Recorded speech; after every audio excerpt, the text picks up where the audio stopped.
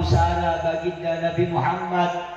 Kemudian Al-Imam Ahmad Ar-Rifai memutarakan beberapa bait syair pujian kepada Nabi Muhammad sallallahu alaihi wasallam.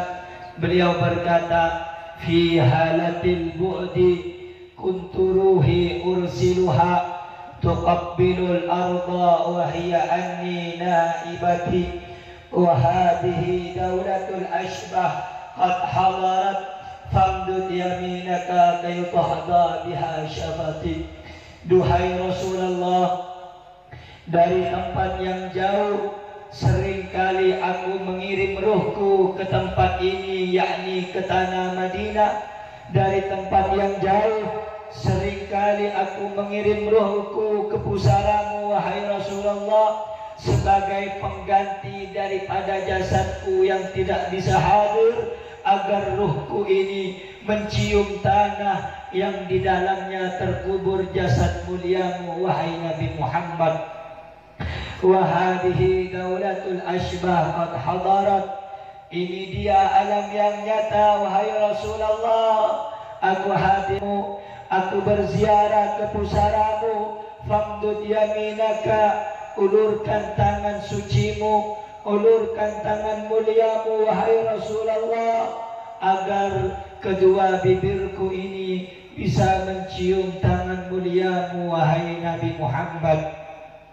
Saudara-saudara, dalam riwayat 124.000 murid-murid Sayyid Ahmad Ar-Rifai pada saat itu menyaksikan dengan matanya keluar tangan yang mulia, tangannya Nabi Muhammad, kemudian dicium oleh Al-Imam Ar-Rifai, dicatat oleh tinta-tinta para ulama sebagai keramat, sebagai kemuliaan, sebagai derajat yang Allah berikan kepada Sayyidina Imam Ahmad Ar-Rifai, mampu berjabat tangan langsung dengan tangannya baginda Nabi besar Muhammad sallallahu alaihi wasallam. Saudara-saudara, Sayyidina Imam Ahmad Ar-Rifai dapat maqam seperti itu, dapat kemuliaan seperti itu karena di dalam hatinya punya cinta yang besar kepada Nabi Muhammad, punya keagungan yang besar. Apa keagungan itu? Mahabbah, cinta kepada Nabi Muhammad sallallahu alaihi wasallam. Sehingga Al-Habib Ali bin Muhammad bin Husain Al-Habsyi radhiyallahu an, beliau berkata, fasa' bima sa'au washraq ma'al ghaib ma'ahum ala yahbub rabbak mithla ma qad habahum. Cintai orang-orang saleh, sayangi orang-orang saleh, terlebih lagi cintai, teladani, ikuti, sayangi, hormati baginda Nabi besar Muhammad sallallahu alaihi wasallam. Dengan engkau mencintai orang saleh, dengan engkau mengikuti ulama yang saleh, dengan engkau mencintai Nabi Muhammad, apa-apa yang Allah berikan kepada beliau, apa-apa Allah berikan anugerah kepada mereka, engkau mencintainya, engkau pun akan mendapatkan anugerah itu. Saudara-saudara, pada malam hari ini Anda datang, tidak mungkin sebanyak ini kalau tidak cinta kepada Nabi Muhammad. Anda datang pada malam hari ini hakikatnya diundang oleh Nabi Muhammad. Yang menggerakkan kaki Anda Allah, yang menggerakkan jasad Anda Allah, yang membuat mata Anda melihat para ulama di depan ini, para kiai, para habaib, adalah atas izin Allah.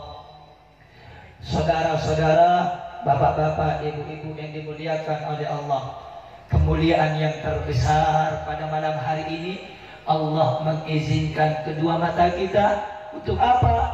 Melihat wajahnya para ulama, bisa berkumpul dengan para ulama.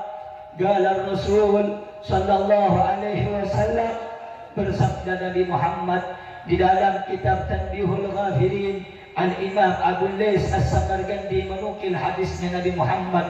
Apa kata Nabi Muhammad? Man zara aliman faka'annama zarani. Siapa orang yang berkunjung kepada para ulama, faka'annama zarani, sama seperti ia berkunjung kepadaku. Engkau Pak datang kepada ulama, engkau silaturahmi kepada ulama, sama seperti engkau berkunjung kepada Nabi Muhammad. Wa man safaha aliman, siapa orang yang mencium tangannya ulama, mencium tangannya guru ngaji, mencium tangannya para kiai, mencium tangannya para habaib, faka'annama safahani, sama seperti mencium tanganku, kata Nabi Muhammad. Mencium tangannya ulama, bersentuhan bibir Anda dengan tangannya ulama, bukan suatu perkara yang remeh, bukan suatu perkara yang hina, bukan suatu perkara yang tidak ada kemuliaannya. Di dalam kitab Tajul Arash, Al-Habib Ali bin Husain Al-Attas radhiyallahu anhu bercerita, dulu di India ada satu habib namanya Al-Habib Muhammad Maulad Damgal Al-Attas. Ini habib minal majadib, agak majdub, gak pakai baju, cuma pakai celana, pakai sarung. Saudara-saudara, setiap hari India itu agamanya Hindu. Setiap hari orang-orang Hindu keluar masuk hutan. Ini habib tidurnya, hidungnya di dalam hutan. Orang-orang India cium tangan habib, keluar masuk Islam. Masuk lagi orang India agamanya Hindu, cium tangannya Habib Muhammad Maulad Damgal Al-Attas, keluar masuk Islam. Allah beri hidayah, masuk agama Islam. Singkat cerita, hadirin, semakin banyak orang-orang India masuk Islam. Raja yang ada di India marah kepada Habib Muhammad. Ya Habib, jangan paksa masyarakat saya untuk masuk Islam. Kalau Habib paksa masyarakat saya supaya masuk Islam, saya bersumpah akan saya ratakan tempat kediaman Habib. Para wali itu Allah bilang dalam Al-Quran, ala inna awliya Allah la khawfun alaihim wa la hum yahzanun. Jangan diancam para wali.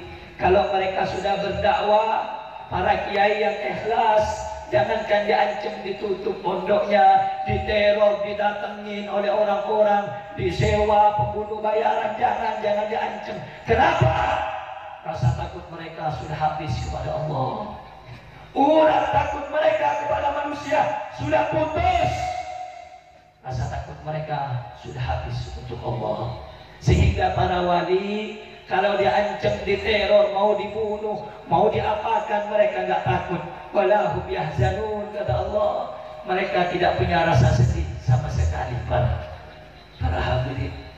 Akhirnya kebesokannya, singkat cerita, ini raja datang bawa pasukan gajah untuk meratakan kediaman rumahnya Habib Muhammad Maulad Damgal Al-Attas, karena beliau tidak mau mendengarkan perintah raja. Singkat cerita, hadirin, ini Habib Muhammad bilang kepada nyamuk untuk melawan pasukan gajah sang raja India tersebut. Akhirnya nyamuknya Habib Muhammad dengan izin Allah bisa mengalahkan pasukan gajah seorang raja. Dari kisah ini, simpel ceritanya, pendek ceritanya, tapi manfaatnya besar, pelajarannya besar, pelajarannya agung. Apa? Bahwa bukan seberapa banyak pasukan kalian, bukan seberapa banyak kekuatan kalian, bukan seberapa banyak harta kalian, bukan seberapa banyak bodyguard penjaga kalian, tetapi kepada siapa Anda berpihak. Kalau Anda berpihak kepada Allah, Anda berpihak kepada Nabi Muhammad, Anda berpihak kepada jalannya asrafun salih, walaupun Anda sendiri, khususnya masyarakat Madura, walaupun Anda cuma yang ikut, yang cinta kepada ulama yang saleh, yang lurus, hanya beberapa orang, sedangkan musuh Anda ribuan, jangan pernah takut. Kisah ini memberikan kita pelajaran. Walaupun beliau Habib Muhammad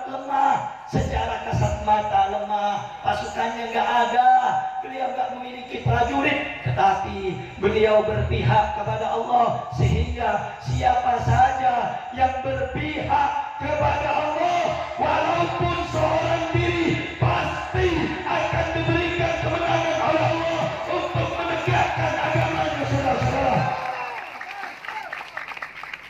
Sehingga yang perlu saya tekankan dan jelaskan, bukan seberapa banyak pasukan